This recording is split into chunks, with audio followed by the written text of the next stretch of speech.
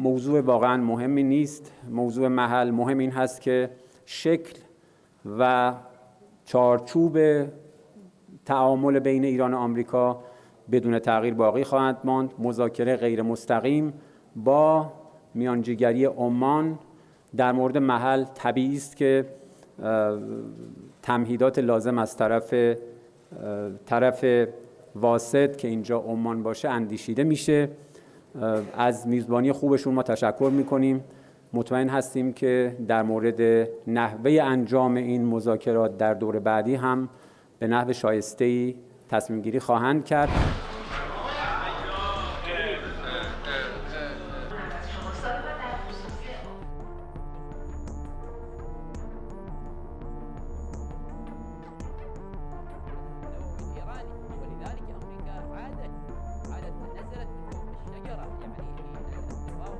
همین هفته فکر میکنم، البته این نکته که عرض میکنم یک سفر از قبل برنامه‌ریزی شده هست.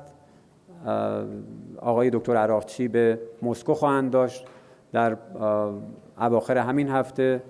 تاکید میکنم یه سفر از قبل برنامه‌ریزی شده بود، ولی غالباً از این فرصت استفاده خواهد شد برای گفتگو در مورد آخرین تحولات مرتبط با گفتگوهای مسقط. بنابراین اصل سفر تفاهم شده. در مورد جزئیات سفر، دستور کارها، دیدارها، نکاتی است که نمایندگی ما در وین در تعامل با دفتر مدیر کل مشغول پیگیری است. علل اصول باید همین هفته انجام بشه. اگر ما می‌خوایم مذاکره مؤثر باشه، اگر جدیت داریم در یک تعامل دیپلماتیک، غالباً باید روشی رو انتخاب بکنیم که نسبت به مؤثر بودنش اطمینان داریم. مذاکره مستقیم در شرایطی که یک طرف اصرار داره بر رویکرد تحکم‌آمیز، استفاده از زبان تهدید و توسل به زور، قاعدتاً نه مفید هست، نه برای طرفی مثل جمهوری اسلامی ایران قابل قبول هست و نه اینکه میتواند منتج به نتیجه شود. اگر طرف مقابل تعهدی در رابطه با رفع تحریم ها انجام میدهد، صرفاً یک بیان و یک قول ادعایی نباشه، باید حتماً تضمین هایی در رابطه با اجرای تعهدات وجود داشته باشه. موضوع تضمین به ویژه با توجه به سوابق بدعهدی های گذشته موضوعی بسیار مهم. موضوع واقعاً مهمی نیست. موضوع محل مهم این هست که شکل و چارچوب تعامل بین ایران و آمریکا بدون تغییر باقی خواهد ماند. مذاکره غیر مستقیم با میانجیگری عمان در مورد محل طبیعی است که تمهیدات لازم از طرف واسط که اینجا عمان باشه اندیشیده میشه. از میزبانی خوبشون ما تشکر میکنیم.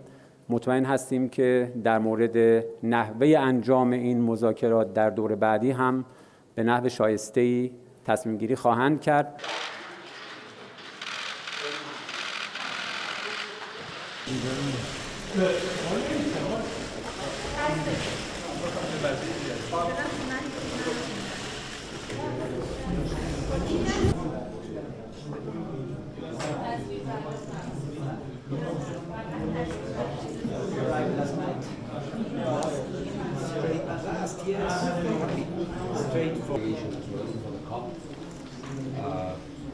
Very important meeting, and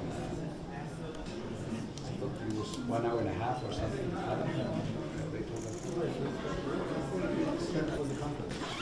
The conference is complicated because they are looking into the finance.